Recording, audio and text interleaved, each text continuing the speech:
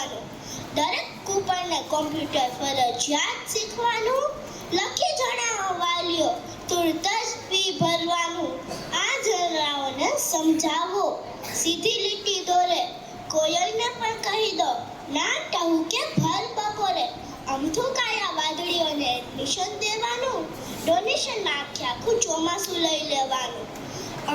એક નહીં પણ મારી ચાલે છે 58 સ્કૂલો. આ આઉટડેટ થયેલો બદલો મારી કાંઠે ભૂલો, મારી કાંઠે ભૂલો.